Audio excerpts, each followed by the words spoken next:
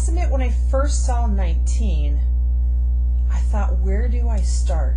But there's 3 different groups, and only one of them is not assigned. So I thought, you know what? I could use the most common trigonomic identity, which is sine squared plus cosine squared equals 1, and I could apply that in order to rewrite cosine squared.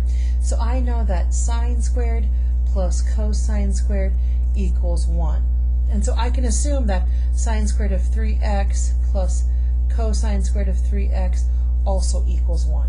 So if I isolate cosine squared of 3x, I would have cosine squared 3x equals 1 subtract sine squared of 3x. So let me start by writing down this equation. I have sine squared 3x and then a subtraction sign, but I'm not going to write cosine squared of 3x. I'm going to write what it's equivalent to, which is 1 minus sine squared 3x. And then behind it I have plus the sine of 3x equals 0. Okay, then I'm going to distribute the negative sign to get sine squared 3x minus 1. 2 negatives make a positive. And now this again is a little bit confusing. I see 4 different terms here. How do I know which ones I can combine? Well, think of this. If I said to you x squared plus 3 minus 2x squared plus x, and I gave you those 4 terms and I asked, well, which ones could you combine? You look for the same base with the same exponent. So I could combine these 2 terms. The same thing as here.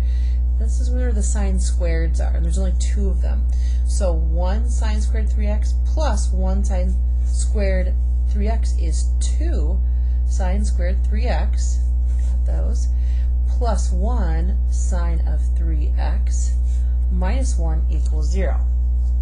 Again, this may seem a little overwhelming, so let me put this into a different look for you. What if I just told you 2u squared plus 1u minus 1, and I asked you to go ahead and to see, can you factor this? You'd say 2 times negative 1 is negative 2.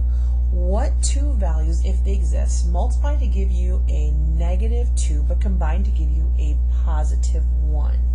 Okay, so they're going to be different signs, and the larger is positive. So let's see here.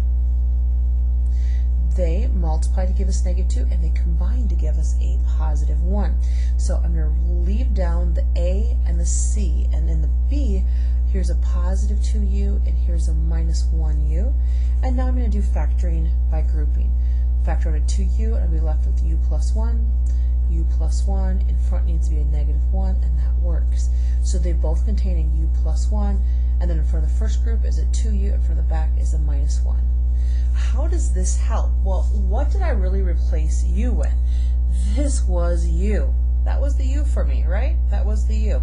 And that's the square part. So I can go back and write down this portion. So u, what is u? Okay, u here for me is going to be the sine of 3x and then plus 1.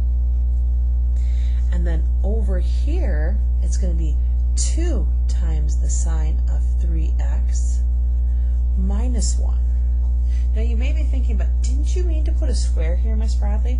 Well, if that was the case, if we took sine squared times 2 sine squared, we'd end up with 2 sine to the 4th. So my u again is simply the sine of 3x, because sine 3x times sine 3x is sine squared 3x. What do I do now? Well, if this is a true statement, it's kind of like the a times b equals 0. Well, if that's the case, what's true? Either a is 0, b is 0, or maybe they both are. So let's set each one of these quantities equal to 0 and solve. So the sine of 3x, I'm going to move 1 to the opposite side by subtracting it. So the sine of 3x equals negative 1. And then I'm going to do the same thing over here. I have 2 sine of 3x. I'm going to move 1 to the opposite side, and then I'm going to divide by 2.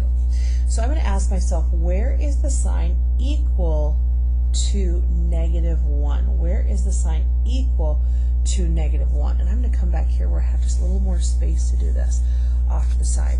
Okay, where is the sign equal to? I'm going to write that up here. The sine of 3x equals negative 1. Okay, well the sign is equal to negative 1 right down here at 3 pi over 2.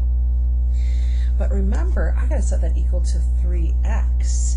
And so when I divide by 3, or multiply by the reciprocal, I'm going to zoom out here so you can see this. So when I divide by 3, which is the same as multiplying by the reciprocal of 1/3, I end up with x is equal to 3 pi over 6. Well, 3 pi over 6 is the same as 1 pi over 2.